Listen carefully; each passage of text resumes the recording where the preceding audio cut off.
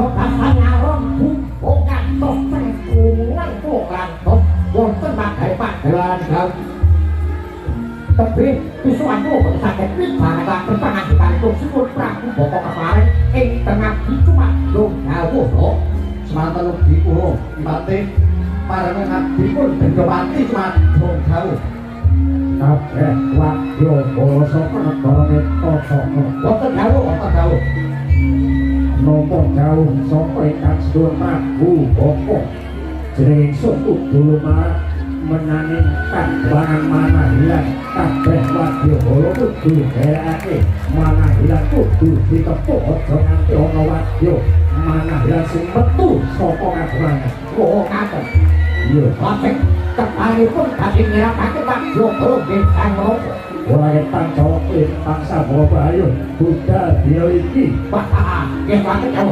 betul mati litap yake wadya bala nonton sira iki jauh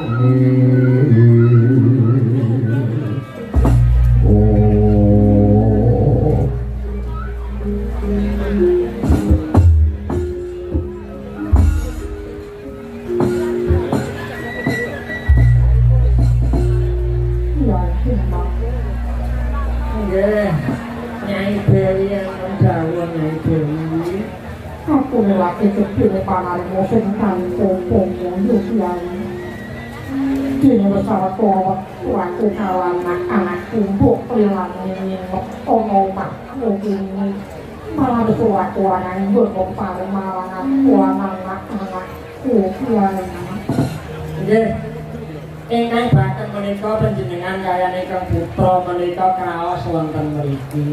Nggih saentene nggih Nyai Dewi. Saentene mawon wong pancen nggih wonten dusun nggih kados ngaten menika. Nggih Kang Dewi, nyuwun pangapunten mbok menawi wonten kirangipun Kang Dewi. Ora wonten kurang Nyai, malah kaporo luwih-luwih. Aku ora bisa mikir upamane aku ora bisa mikir oh mana hilang dengan buka biasa dengan orang anak-anak nggih wong kula niki guru maosi dados tetuangganing para kawula wonten ing Manahilan. Kula niki sampun dituwake wonten mriki. Mila saking menika menawi wonten tamu saking Jawi badhe nyipeng wonten mriki nggih. Kedah kula saged nyekapi sedaya kabetahanipun Nyai Dewi. Ya, iki lagi kecil sumpah pombal pripun.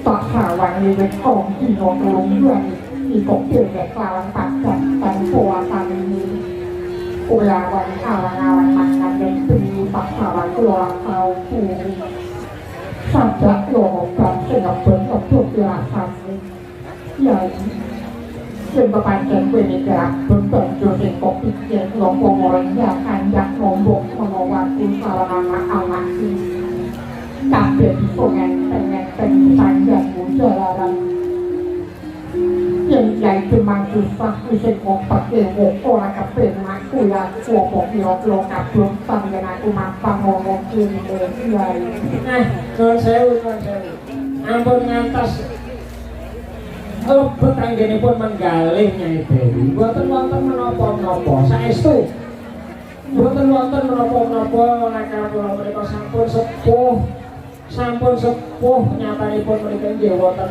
kang padusunan mbok bilih saben dintenipun menika nggih wonten ewa-ewangan nggih sakala mangsanipun seneng sakala mangsanipun susah menika sampun limpah Nyai Dewi.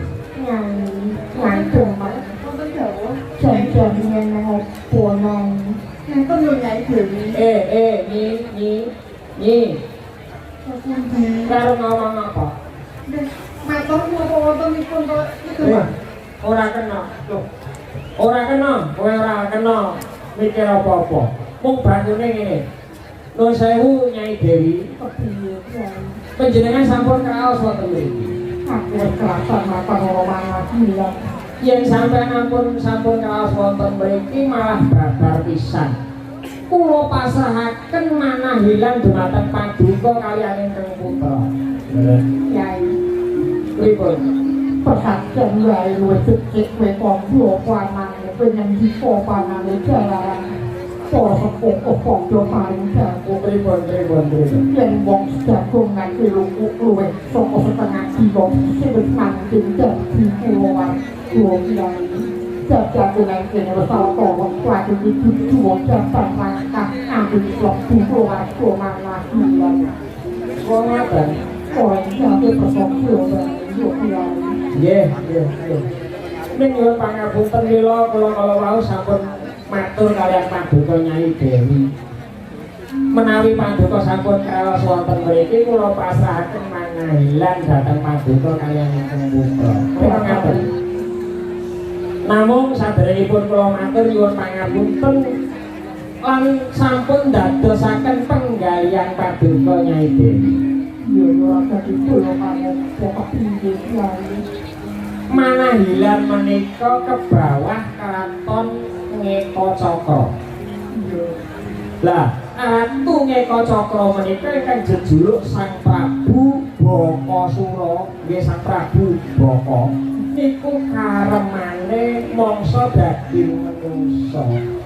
Ngeten. Lah, saben 5 dina pisan tetuangganing para kawula menika kedah saged nyowanaken asok bulu beti wujudipun menungsa kangge daharanipun Sang Prabu Baka. Lah mongko dinten menika giliran manahilan kula kedah saged nyaosaken salah setunggal warga kula pasrahaken dhumateng Prabu Baka. Namung dene kula menika sampun dipun tuwakaken wonten mriki ampun ngantos kula menika ngurbanaken kaliyan warga manahilan prayogi kula kaliyan keluarga kula kemawon ingkang badhe kula pasrahaken pejah gesang kula Nyai Dewi. Apa yo ngono Nyai? Nggih, leres menika. Leres. Kula sampun matur dhateng Ki Demang menika tos supados sampun ngurbanaken jiwa raganipun. Ning nyatanipun nggih tetep kados mekaten Sang Dewi. Kyai. Piye. Jadi umpamane kowe bisa ngaturake salah siji warga manahilan, kowe iso ngaturake abung-abung kanggo Prabu Baka bakal layem tentrem ana masyarakat manahilan kene. Mungkin nek kula saged ngurbanaken salah setunggal warga kula menapa kula sowan wonten ing Ngeka Cakra dados tedhanipun Sira Prabu Baka badhe ayem tentrem pun boten enten alangan napa-napa. Kono dene ro kawan jagono kang sumira.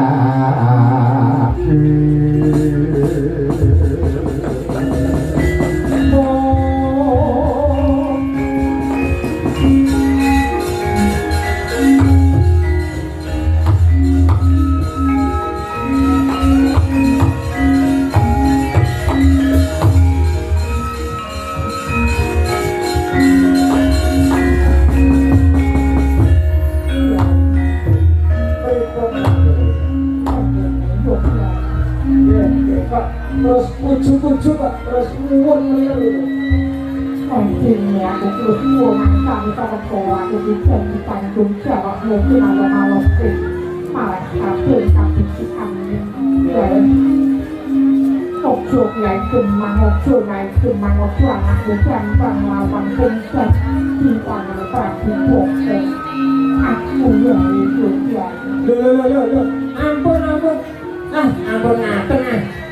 Panjenengan menika wonten mriki menika dados tamu kula. Ampun ngantos kok kula ngurbanaken tamu kula mboten kula mawon. Aku ora mongko karo mongko dadi korban mangken aku sing njaluk lan moga sabab aku kudu sing kono ngene ya berikut iki kono ora kuat nongko sampeyan urip ya aku pikir aku yo iki panai Pak Joko aku pikir anak-anakku baik itu tak tentang sendiri aku mau suami tidak sopannya yang aku waktu itu tak orang aku jaluk hati banget aku baik tapi panai Prabu Joko itu tak orang kalau pedomo perkobul sandang tangan kabeh kirang setu sing luwih tuwa kali kok wae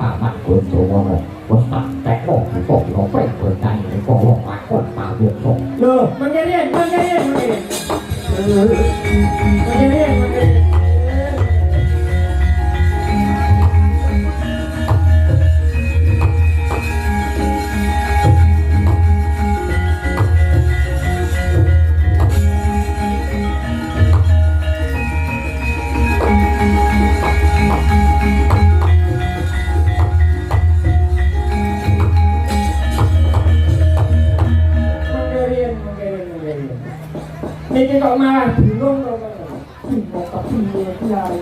niki wau sing dirembuk Eka Cakra, sing dirembuk Prabu Bangsa.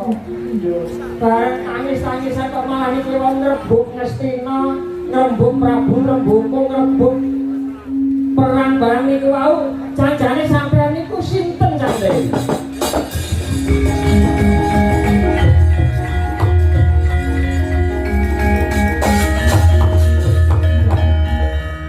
Sampeyan niku sinten janjane? Yo kiai, persatene jati ati iki lawan mari yo ngasine.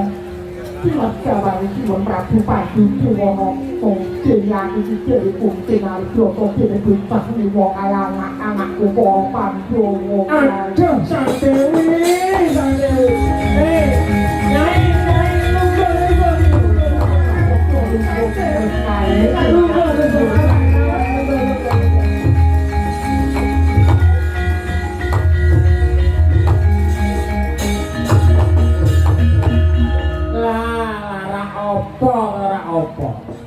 janjane kula niki jane pun ajeng ngomong ngoten niku wiwit panjenengan rawuh wonten mriki kula niki kok badhe kula lara iki gek iya apa dudu gek iya apa dudu tibane padha panjenengan Dewi Kunti Kalibrata sampun tekono wong kiai niku putra panjenengan iya anakku berarti putra panjenengan kan Raden Setyaki ya. Kok ora tau diombayang. Lho, sapa? Putrane Dewi Kunti niku anakku ora mau pembah yo pun konti wong iki sing panenggak jenenge Broto Keno sing bagus kae jenenge Pramati sing pembah kae sing rawat panten. Lah, nggih Sang Dewi nggih ngaturaken dongeng panggung ingkang tanpa pepindhahan kula nyuwun pangapunten sadèrèngipun kalih kula menika mboten mangertos menawi panjenengan sesembahan kula malah aku sing njaluk ngatur sing aku ngerti kula wajan boten ngrepoti pun boten ngrepoti kula lila dawa lair terus ing batos Sang Dewi Sono kesatuan saka anakku Broto Seno mbok menawa iki apa dadi jalanan labu iki Broto Seno kanggo bebrayan aku arep dadi tameng wong manah pinten nggih anakku bisa sembur gandeng karo yen akeh Prabu Joko bakal seno kepedhut sing gawe iris kawula negara mak kok kene kiai pun kula pun pitados ngoten. Kula pun pitados. Yen iki manahilan mesti badhe pikantuk pitulungan saking kersaning Gusti nyatanipun panjenengan rawuh kaliyan ingkang putra wonten ing mriki badhe sabiyantu kaliyan kula. Pun kula pasrah kaliyan paduka. Ya itu manyo Broto Seno dipun lopo. Banjur karepmu diweki besok ada apa diweki aku kalau pamit pangestu dari bukti baik tak jalu. Muka-muka aku hatut badan biar taati Prabu Joko arti tak pakai kehatan orang koko-koko ini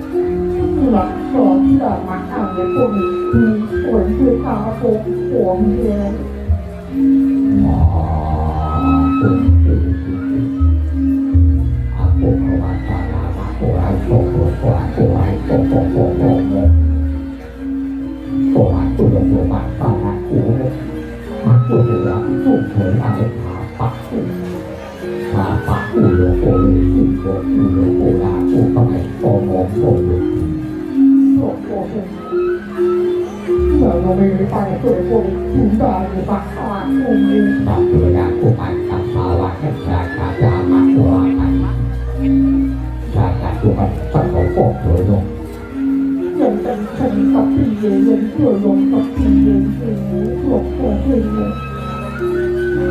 hiện ra cái cuộc tâm tâm và các loại tổn tổn này để dân trả cả cuộc đời của là phạm là ta là của mình cũng mesti aku tapi tak apa aku bokok